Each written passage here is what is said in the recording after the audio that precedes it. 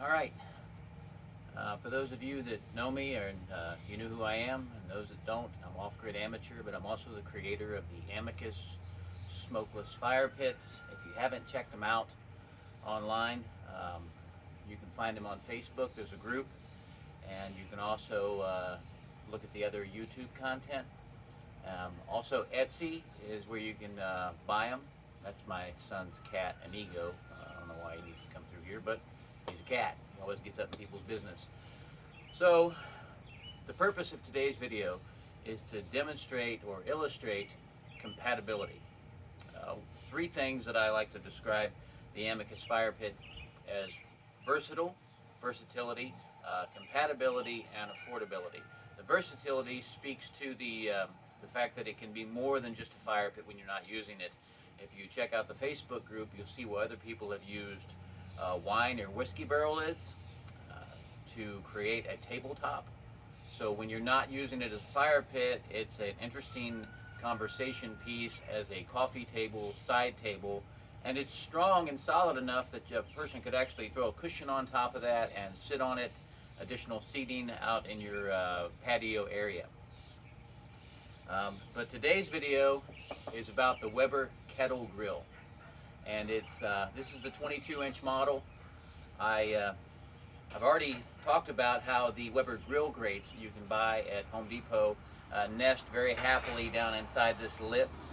This is my personal fire pit that I'm leaving unpainted out here to weather. I'm kind of neglecting it to see, how it holds up over time when nobody's taking care of it. I'm not putting it away for the weather. I'm not covering it up, and I'm not painting it. So I'm just getting an idea of, if worst case scenario, how long can I expect this thing to last? But that's another issue. But today's video is about this Weber Kettle Grill. It's a 22-inch model.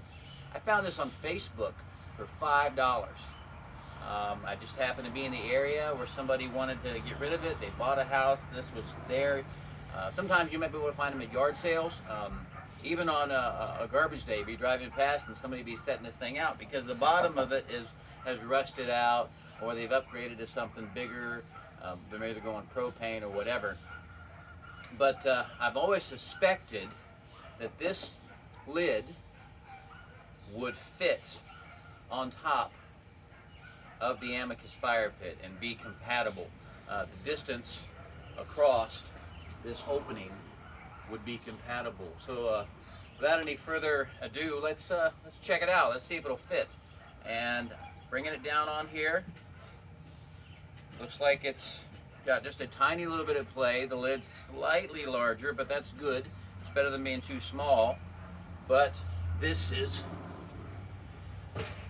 a lid that can function on your Amicus Fire Pit as not just a weather cover, and it even has this vent. Turn it around. The Weber grills come with these vents. If you're lucky enough to find one that has the built-in temperature sensor, that's even better. But this vent allows you to cover your fire pit from rain, but still allow it to breathe. The air can still come in from the side, and the moisture and air can escape out these vents, and that can help to keep your fire pit dry. But I wanted to get this primarily so that I could use my Amicus as a kind of a pizza oven. I'm going to have to get one of those baking stones to set on here, so after I've had a fire, I'm down to a good bed of coals, I can use a baking stone, throw one of them take and bake pizzas or make my own, and cover it up. Now I may drill a hole in this one since it doesn't come with a thermometer, and insert one of those thermometer probes just so I can monitor the temperature when I'm using it, so I don't get too hot and ruin the pizza.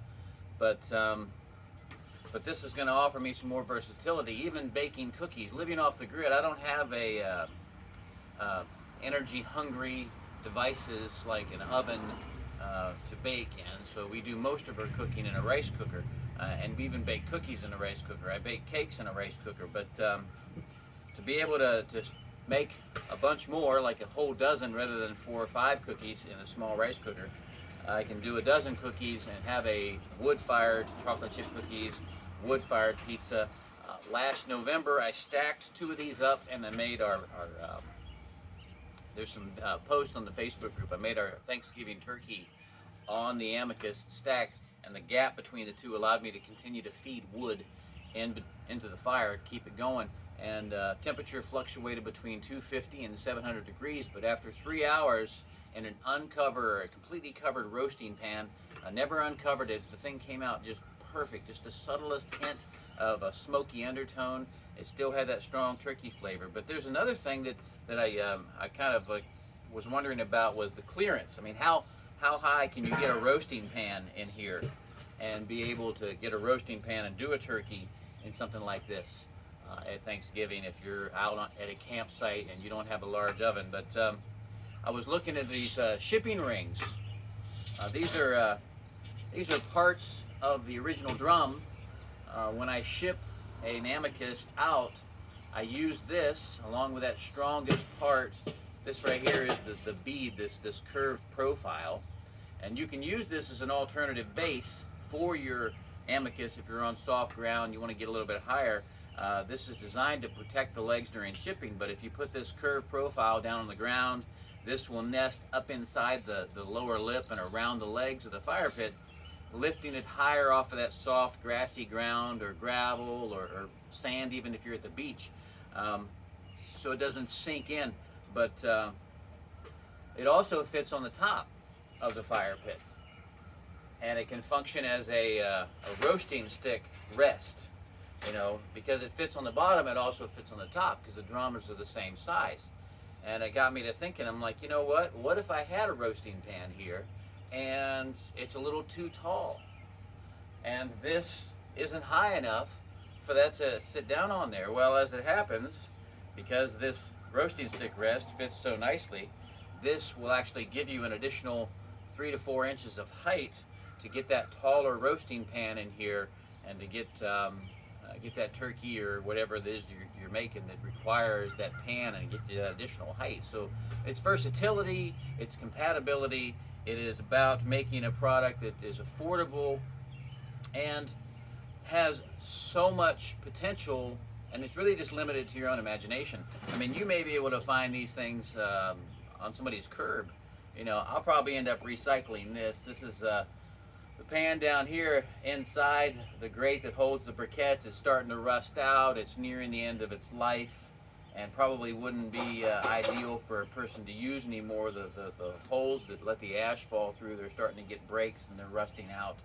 You know, so this one is nearing the end of the life. The grate is all rusty, hadn't been used in a while, but the lid is in great shape. The lids really don't take a lot of abuse or wear on these. They're not exposed to that heat, but they function perfectly on the Amicus fire pit. So somebody had posted on the Facebook group, they were wondering if a rotisserie that's designed to fit these Weber kettles would actually fit on the Amicus, and I wasn't sure until I had a lid to try out.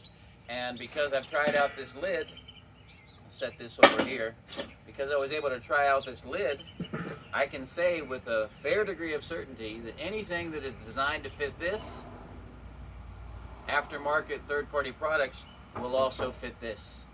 You know, and when you put that rotisserie on there, it has a riser ring that's going to raise the height, but then it is designed so that you can set the lid on it. And you've got a rotisserie oven that's electrically driven, and you can use, when you're not using your Amicus fire pit for just enjoying a fire, you can use it as a very versatile cooking utensil, you know, whether it be grilling. I'm going to do some other videos on how there might be a potential for another competitor's product accessory griddle that's designed to fit their middle-size model, their 24-inch model.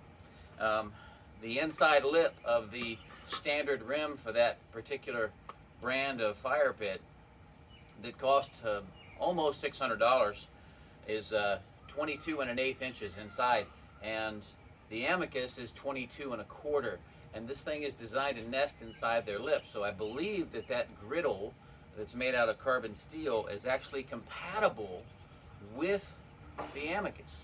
So the $400 that you didn't spend on that more expensive product that's just going to look rough after a couple of uses anyway, you can use that to get some accessories to expand your cooking potential on the Amicus. So today, inexpensive, not super readily available. These things retail in the store, the basic models, for between $129, $149 for the entire grill.